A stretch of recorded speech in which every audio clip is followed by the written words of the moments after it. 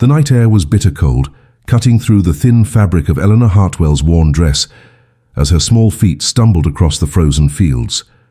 She was only 10 years old, but terror had transformed her into something wild and desperate, her breath coming in ragged gasps that burned her lungs, her dark hair whipping behind her like a banner of panic. Behind her, in the small cottage that had been their home for as long as she could remember, her mother's screams still echoed in her ears, screams that had shattered the evening silence and sent Eleanor running into the darkness with a single, desperate purpose. The men had come at dusk, 3 of them, their faces hard and their voices harder, demanding payment for debts her widowed mother could never hope to repay. Eleanor had watched from the corner, frozen in horror, as they pushed her frail mother against the wall, as their fists began to fall, as her mother's cries became weaker and more broken with each passing moment. And then, something inside the young girl had snapped, and she had run. Not away from the horror, but toward the only source of power she knew in this cruel world. The great castle of Ashbourne rose before her like a mountain of stone and shadow, its windows glowing with warm light that seemed impossibly distant from the cold darkness that surrounded her.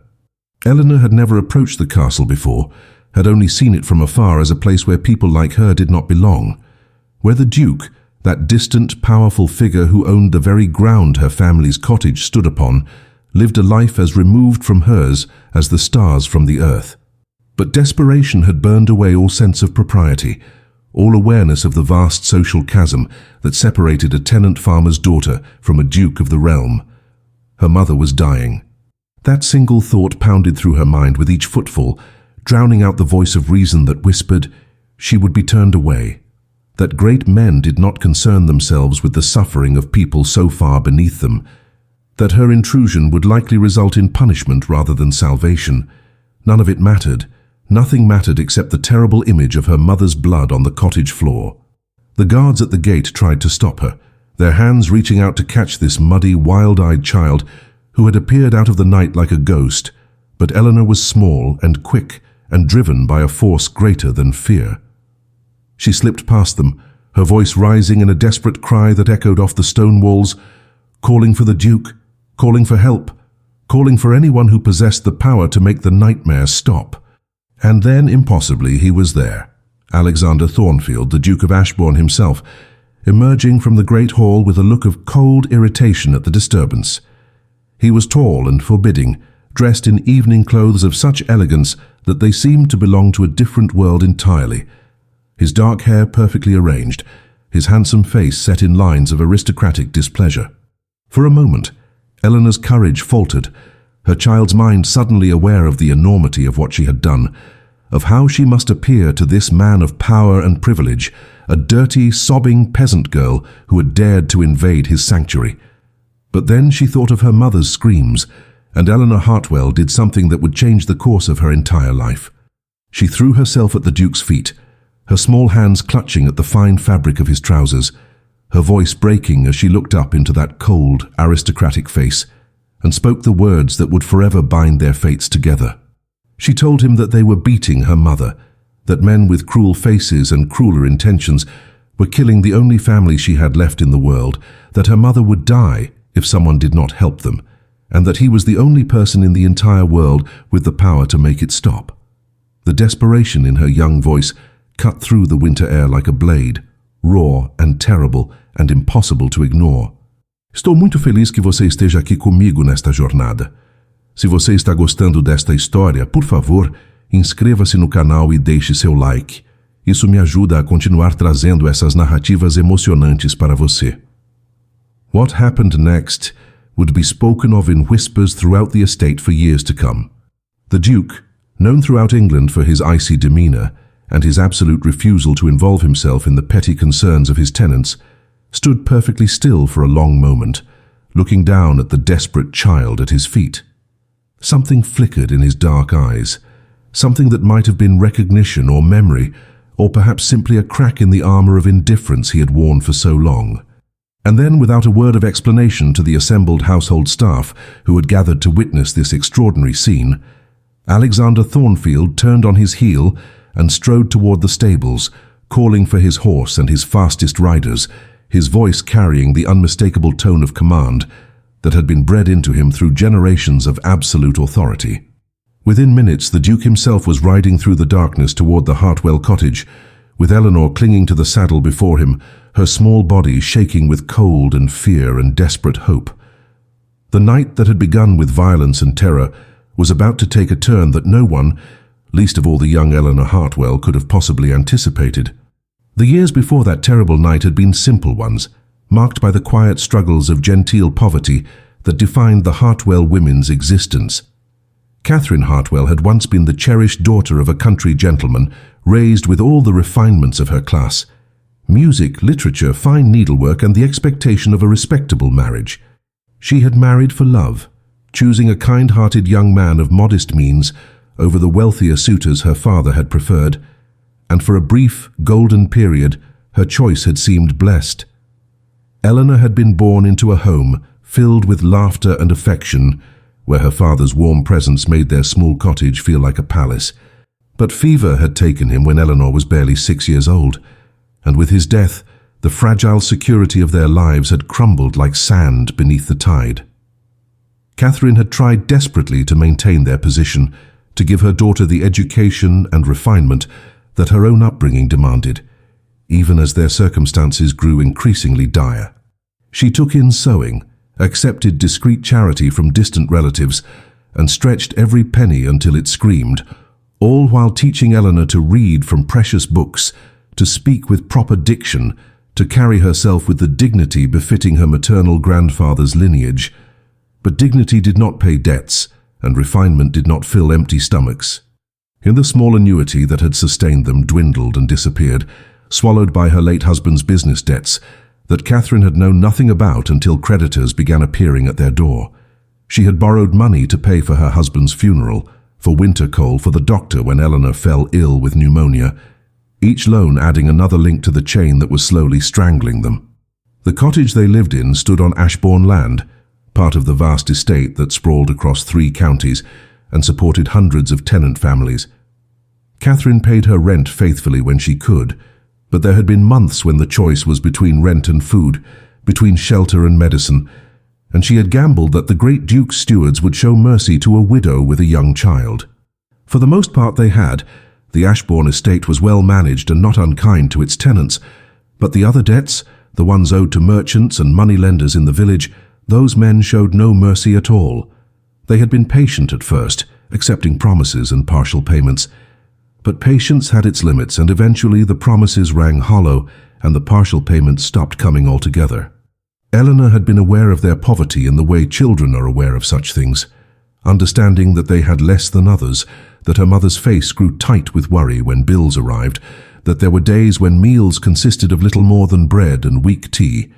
But she had never truly understood the danger they were in until that evening when the men came with their loud voices and their brutal hands. She had been reading by the fire, one of her mother's treasured books open on her lap, when the pounding on the door shattered the peaceful silence. Catherine had gone pale, her hands trembling as she opened the door, and Eleanor had watched in confused horror as the men pushed inside, their words harsh and threatening, speaking of final demands and consequences and examples that needed to be made. When the first blow fell and her mother cried out, something fundamental had broken inside young Eleanor's world. The child who had believed in the basic goodness of people, who had trusted that adults would protect the weak and helpless, that child died in that moment. And in her place rose a girl who understood that survival meant action, that help would not come unless she sought it, that the only person who could save her mother was herself. She had run into the night without a plan, driven purely by instinct toward the one source of power she knew, toward the great castle on the hill, and the Duke who ruled their world like a distant, untouchable god. The Duke's intervention that night had been swift and terrifying in its efficiency. Alexander Thornfield arrived at the Hartwell cottage like an avenging angel, his presence alone enough to freeze the 3 men mid-action, their fists still raised, Catherine's blood still fresh on their knuckles. He had not raised his voice, had not needed to. The sheer force of his authority, the cold fury in his aristocratic features, had been enough to send the men scrambling backward, stammering excuses and apologies that died on their lips beneath his withering gaze. With a few quiet words to his men, He had the attackers removed from the property, their fates sealed with a promise of consequences that made even Eleanor's young heart tremble. Then, with a gentleness that seemed impossible from such a forbidding figure, he had arranged for Catherine to be carried to the castle, for the estate physician to attend her injuries, for mother and daughter to be given rooms in the servants' wing until Catherine recovered. What should have been a temporary refuge became something more permanent, though the circumstances of this transformation were never explicitly discussed. Catherine's injuries healed, but her spirit remained fractured, her health never fully recovering from that night of violence. The Duke, in a rare display of what his household staff whispered might be compassion, offered Catherine a position managing the castle's extensive linen stores, a role that required more supervision than physical labor, suitable for a woman of her weakened constitution and gentle breeding. Eleanor, meanwhile, found herself absorbed into the strange world of the castle's extended household, neither quite a servant nor quite a guest, existing in that ambiguous space reserved for those who depended on aristocratic charity, but possessed too much education to be treated as common staff. The years that followed were marked by a curious duality in Eleanor's existence. She worked alongside the servants, learning the intricate hierarchy and unspoken rules that governed life below stairs, but she also received an education far beyond what any servant's child could dream of. The Duke's younger sister, Lady Margaret, had taken an interest in the serious, intelligent girl who moved so quietly through the castle halls, and had insisted that Eleanor receive instruction in languages, literature, and music. Whether this was genuine affection, or simply the bored nobility's desire for a project, Eleanor never quite knew, but she seized the opportunity with desperate gratitude, understanding instinctively that education was the only ladder that might lift her from her precarious position. She studied with fierce determination, her natural intelligence blooming under proper instruction, her accomplishments eventually surpassing those of Lady Margaret herself. By the time Eleanor reached 18, she had transformed from that desperate, muddy child into a young woman of quiet grace and remarkable capability. She served officially as Lady Margaret's companion, a position that placed her in the strange social netherworld between servant and lady, too refined to dine with the staff, too lowborn to join the family table. She accompanied Margaret on morning rides, read to her in the afternoons, managed her correspondence and helped her dress for evening entertainments that Eleanor herself would never attend. It was a comfortable life, certainly better than the poverty that had nearly destroyed her mother, but it was also a life defined by invisibility, by the constant awareness of being tolerated rather than truly belonging. The Duke himself remained a distant figure throughout these years, a tall shadow glimpsed in corridors, a commanding voice heard giving orders to his steward, a profile seen through windows as he rode across his estates. Eleanor saw him, but he did not see her, or so she believed. She had grown from child to woman within his household, but to Alexander Thornfield she remained frozen in time as that desperate 10-year-old who had clutched at his feet. He had saved her once, fulfilled his duty as a nobleman to protect the helpless, and then dismissed her from his thoughts as completely as one might forget a letter once written and sent. Eleanor understood this, accepted it, and built her life around the reality of her invisibility to the man who had once been her salvation. Alexander Thornfield had not always been the cold, distant man who now ruled Ashbourne with such rigid control. There had been a time before Eleanor had ever entered his life when he had been different, younger, more open, capable of laughter and hope, and all the emotions he had since locked away behind walls of ice.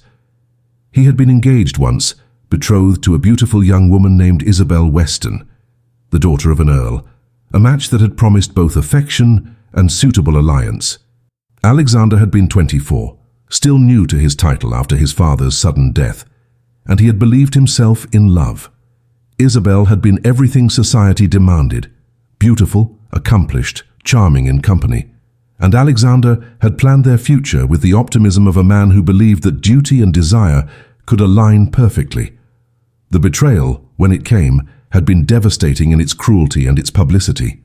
3 weeks before their wedding, Alexander had discovered Isabel in the garden maze with his own cousin, their passionate embrace leaving no room for misunderstanding or innocent explanation.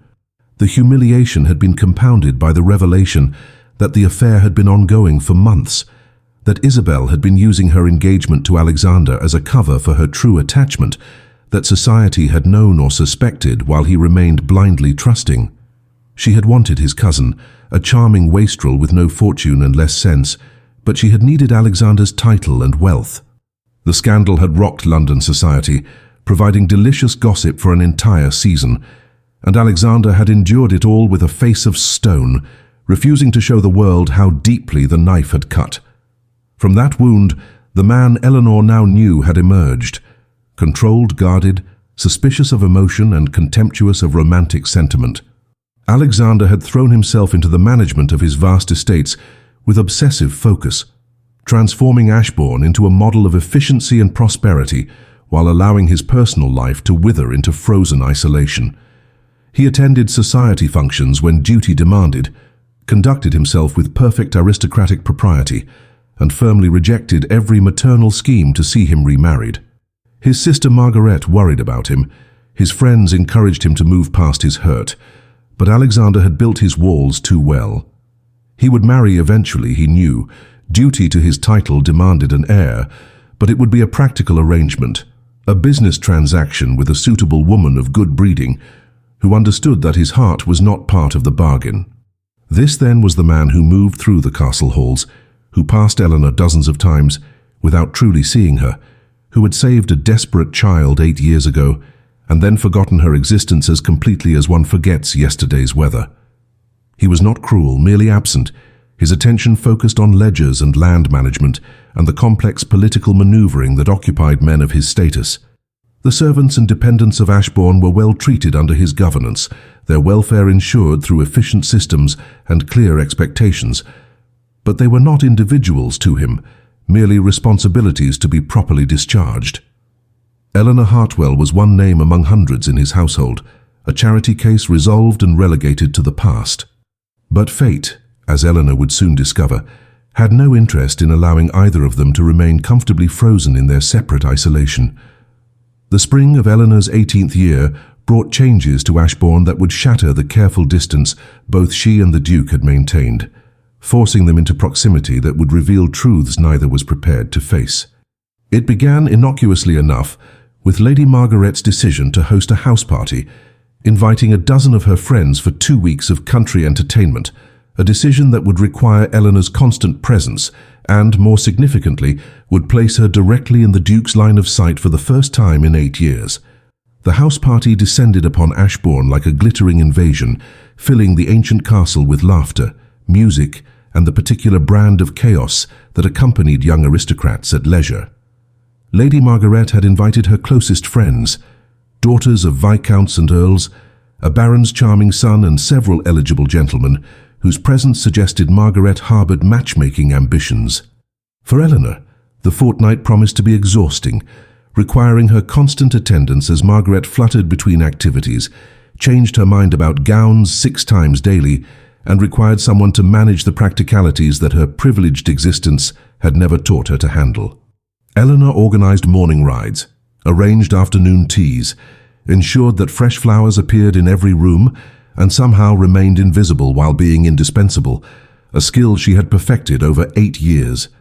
It was during a particularly chaotic afternoon, when one of the guests had twisted her ankle on the garden path, and Margaret had dissolved into dramatic worry, that Alexander Thornfield truly saw Eleanor Hartwell for the first time since that desperate night 8 years ago.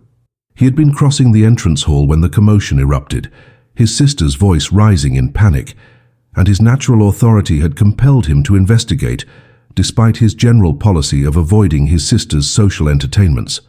What he found was Eleanor, calm and efficient in the midst of chaos, directing footmen to carry the injured guest to a settee, sending a maid for cold compresses, and gently but firmly moving Margaret aside so the fuss would not distress the patient further.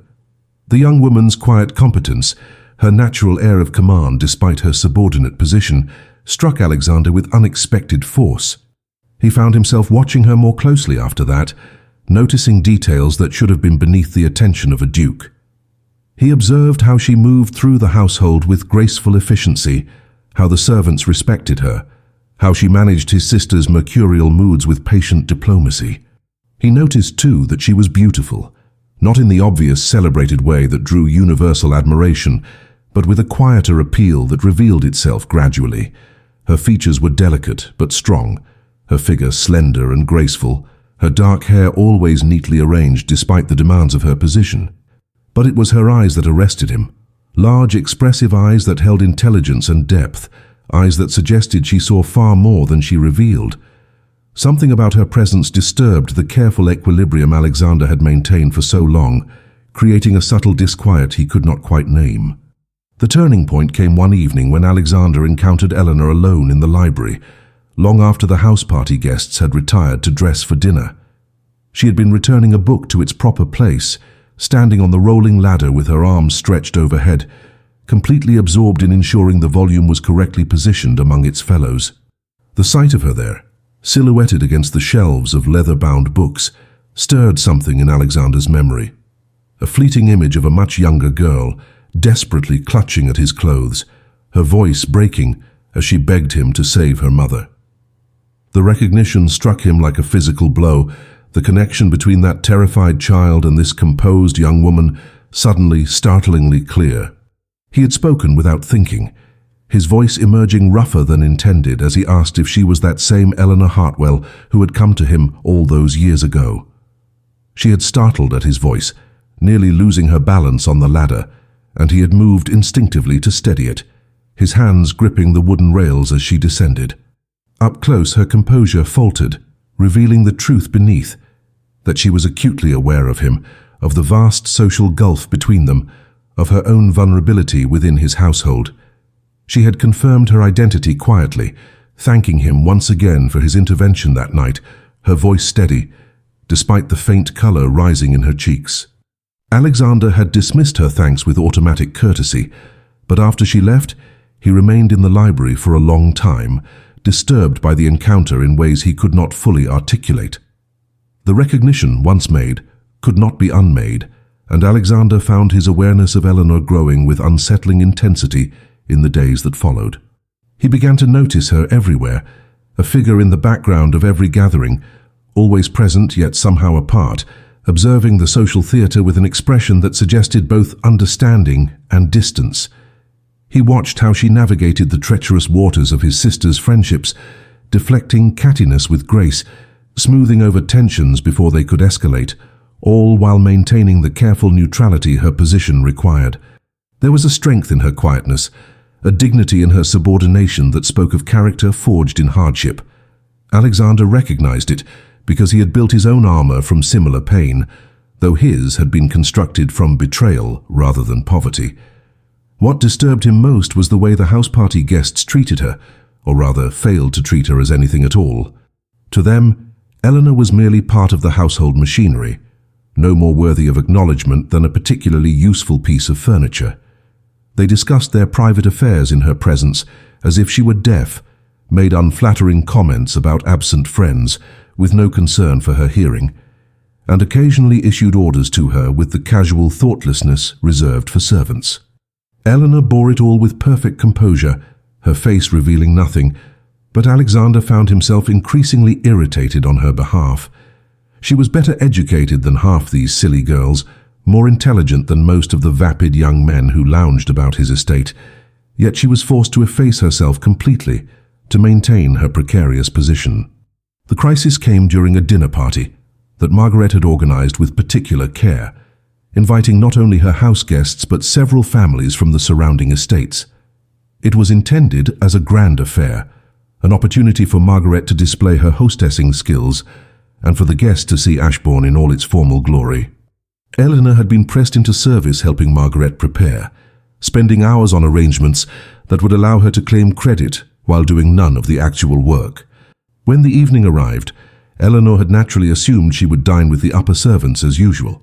But Margaret had insisted she join the company, not out of generosity, but because one of the invited ladies had sent last-minute regrets, leaving an awkward gap in the seating arrangement that Eleanor's presence could fill. Eleanor had no choice but to comply, though she arrived in the drawing room before dinner with visible reluctance, wearing one of Margaret's cast-off gowns that had been altered to fit her smaller frame. She looked beautiful, Alexander noted with an uncomfortable tightening in his chest, the deep blue silk bringing out the darkness of her eyes, but she also looked acutely uncomfortable, her usual composure strained by being thrust into a social situation where her ambiguous status would be impossible to ignore. The other guests had noticed her presence immediately, their conversations faltering as they tried to place this unfamiliar young woman, their confusion evident in the glances they exchanged. It was Lady Ashworth, an earl's wife known for her sharp tongue and sharper social observations, who delivered the killing blow with casual cruelty.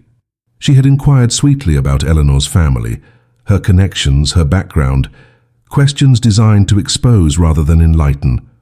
And when the truth emerged, when it became clear that Eleanor was the daughter of a tenant who had been taken in through the Duke's charity, that she was little more than a paid companion elevated above her station for the evening's convenience, Lady Ashworth's smile had turned poisonous. The woman's voice had carried across the drawing room as she expressed her surprise that Ashbourne had fallen so far as to seat tradespeople and charity cases among proper society, her words wrapped in false concern but delivering unmistakable contempt. The other guests had reacted with everything from shocked gasps to poorly concealed amusement, and Eleanor had gone absolutely white, her composure finally cracking to reveal the humiliation beneath. Alexander had watched Eleanor's face drain of color, had seen her hands tremble slightly before she clasped them together to still their shaking, and something inside him had fractured with a sound like breaking ice. For 8 years he had maintained his careful distance from all human connection, had prided himself on his control and his immunity to sentiment, but in that moment, watching this composed young woman being publicly stripped of her dignity by a woman whose own grandfather had been a merchant, something ancient and protective roared to life in his chest. He had not planned his intervention, had not calculated the social implications or considered the message it would send. He had simply acted, his voice cutting across the drawing room with the cold precision of a blade, as he informed Lady Ashworth that Miss Hartwell was a valued member of his household, whose presence at his table was entirely at his invitation and pleasure. The room had fallen into shocked silence, every eye turning toward the Duke, whose legendary reserve had just shattered in defense of a nobody. Alexander had continued, his tone growing colder with each word, noting that Miss Hartwell possessed more genuine refinement and education than many who claimed superior birth, that her character had been tested by adversity in ways these pampered socialites could never comprehend, and that anyone who found her presence objectionable was welcome to remove themselves from his estate immediately. It had been a devastatingly public rebuke, delivered with all the authority of his position, and Lady Ashworth had actually paled, stammering an apology that Alexander had acknowledged with a curt nod before offering his arm to Eleanor and leading her into dinner as if she were a duchess rather than a dependent. The dinner itself had passed in a blur of tension and speculation, the guests too shocked by the Duke's unprecedented behavior to resume their normal chatter. Eleanor had been seated at Alexander's right hand, a position of honor usually reserved for the highest-ranking lady present, and though she had barely touched her food, she had maintained her composure with a strength that only increased his admiration. He had drawn her into conversation deliberately, discussing books they had both read, asking her opinions on estate management matters with genuine interest, treating her with a respect and attention that made his defense of her unmistakably clear. By the time the evening ended, every person present understood that Eleanor Hartwell had somehow captured the notice of the notoriously aloof Duke of Ashbourne, though none could guess how or why. After the guests departed, and Margaret had retreated to her rooms in a state of confused excitement, Alexander found himself seeking Eleanor out, locating her finally in the small sitting room she shared with her mother. Catherine Hartwell had already retired, leaving Eleanor alone, and she had looked up at his entrance with an expression mixing gratitude, confusion, and something that might have been fear. She had begun to thank him, her voice low and earnest, but Alexander had stopped her with a gesture, suddenly needing to explain himself, to make her understand why he had broken every rule of his carefully controlled existence to defend her honor in front of the very society whose good opinion supposedly mattered above all else. What followed was perhaps the most honest conversation Alexander Thornfield had engaged in since Isabel's betrayal 8 years prior. He told Eleanor things he had never spoken aloud, about the woman who had shattered his ability to trust, about the armor he had built from that pain, about the emptiness of a life lived behind walls of ice. He told her that watching her humiliation tonight had reminded him of his own public shame. But more than that, it had made him realize that she possessed something he had lost and desperately needed to reclaim. The courage to remain open and genuine despite being wounded. The strength to maintain one's essential self in the face of cruelty. Eleanor had listened in silence, her dark eyes wide and intent, and when he finally fell quiet, she had spoken her own truth with equal vulnerability. Eleanor had told him, in a voice barely above a whisper, that she remembered every detail of the night he had saved her, not just the violence that had preceded it, but the moment when he had looked down at a desperate child and chosen compassion over indifference. She confessed that she had spent 8 years watching him from the shadows, seeing the loneliness that his cold perfection concealed, recognizing in him a kindred spirit who had also learned to survive by building walls. She told him that his defense of her tonight had not just restored her dignity, it had reminded her of the man who had once ridden through darkness to rescue a stranger's child, the man she believed still existed beneath the ice. Her words had struck Alexander with the force of revelation, making him see himself through her eyes, not as the broken, bitter man he had become, but as someone capable of being more, of choosing connection over safety. The distance between them had seemed to collapse in that moment, 8 years of careful separation dissolving as Alexander moved closer, drawn by something more powerful than propriety or reason. He had taken her hand, feeling the slight tremor in her fingers, the rapid pulse at her wrist that betrayed her composure, and he had made a decision that would alter both their lives irrevocably. He told her that he wanted to know her, truly know her, not as a dependent or charity case, but as a woman of value and substance. He acknowledged the vast social gulf between them, the scandal that any open preference would create, but he also made clear that he was tired of living half a life, tired of the emptiness that safety had brought him. He did not speak of love, not yet, but the intensity in his voice carried a weight that made Eleanor's breath catch. The weeks that followed that conversation transformed Ashbourne into something it had never been, a place where Alexander Thornfield smiled, laughed, engaged with life rather than merely managing it. He sought Eleanor's company with increasing boldness, inviting her to ride with him in the mornings, discussing estate matters with her in his study, sitting beside her at dinner regardless of what proper seating arrangements dictated. The household staff watched this development with fascination and approval, seeing their austere master soften in ways they had thought impossible. Margaret, initially confused, had grown delighted as she recognized the signs of genuine attachment, her romantic nature thrilling to the story unfolding before her eyes. Even Catherine Hartwell, whose health had improved with the security of their position, had dared to hope that her daughter might achieve the impossible. But society beyond Ashbourne's walls proved far less receptive to this unprecedented courtship. News of the Duke's marked attention to his sister's companion spread through the surrounding estates like wildfire, generating scandalized gossip and gleeful speculation. The neighboring families, many of whom had daughters they had hoped to see as Duchess of Ashbourne, reacted with outrage thinly veiled as concern. Letters arrived warning Alexander that he was making himself ridiculous, that his infatuation with a nobody would damage his standing and make him a laughingstock. His own distant relatives wrote expressing horror that he would consider such a misalliance, reminding him of his duty to his name and title. The pressure mounted daily, a tide of disapproval that would have crushed most men into compliance with social expectations. Eleanor felt the weight of this disapproval acutely, knowing that every moment she spent in Alexander's company added fuel to the scandal, that her very existence had become an embarrassment to the man who had saved her. She suggested more than once that she should leave Ashbourne, that she and her mother could find positions elsewhere, that removing herself would quiet the storm.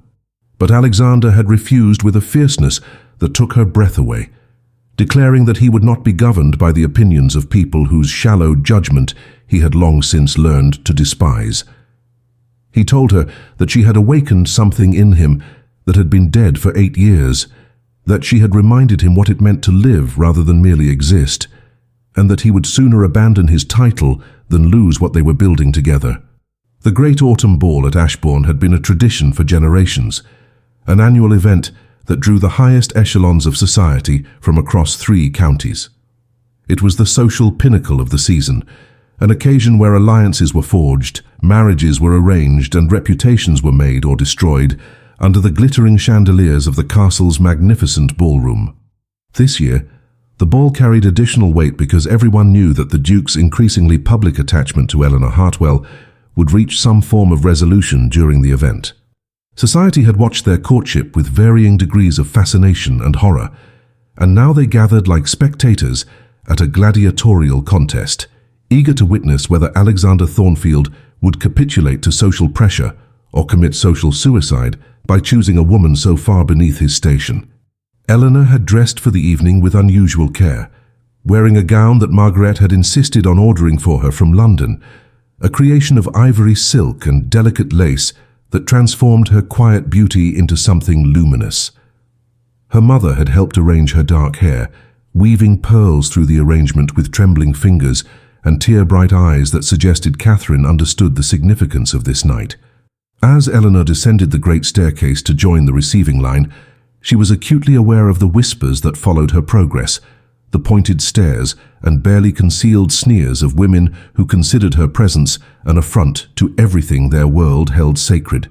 She held her head high, drawing on reserves of courage she had not known she possessed, reminding herself that whatever happened tonight, she had already experienced something precious. She had been truly seen and valued by a man she had come to love with her whole heart. Alexander stood at the entrance to the ballroom, receiving his guests with the perfect aristocratic courtesy that had always served as his armor. But Eleanor could see the tension in his shoulders, the tightness around his eyes that spoke of barely controlled emotion. He had told her this morning, in the privacy of his study with her hand clasped tightly in his, that tonight would be a beginning rather than an ending, that he had made his decision and nothing society could say or do would alter it.